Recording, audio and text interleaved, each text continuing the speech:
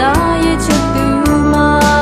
ရက်စီလို့ပြန်လာနေပြီတို့ကြားရတော့ပြောနေပုံကိုလေးပြီးကကြည့်နေမယ်ဆိုရင်အမှန်ပါပဲယူတဲ့ချင်းဝေးတိုင်းလေးအောင်မြင်လာတဲ့စကြရတော့လုံကုန်ယူတဲ့တရားတော်စစ်အောင်မြင်နေတာထားပါစေမဖြစ်ပါနဲ့ပြုံးမဖြစ်စီကြရင်နဲ့အချစ်ဆုံးမဝတ်တော်တကယ်ကိုပဲဝမ်းသာ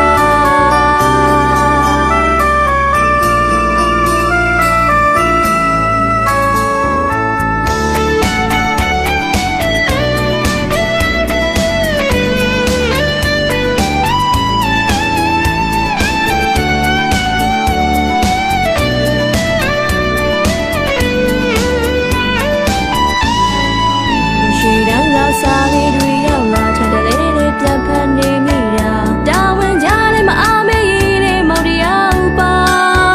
အနေကင်းဝေးအောင်စတောင်းရင်းနေလေကြမ်းမာပါစေတို့တွေရဲ့လွန်တွေရက်စီလို့ပြန်လာနေပြီတို့ကြားရတော့ပြောနေပုံကိုလေးပြီးကကြည့်နေမယ်ဆိုရင်အမှန်ပါမယ်ယူရတဲ့ဝေးလိုက်လေအောင်မြင်တရားတော်စစ်အောင်မြင်နေတာထားပါစေမဖြစ်နေမှာပြုံးမဖြစ်စီကြရင်နဲ့အချစ်ဆုံးမဝတ်တော်တကယ်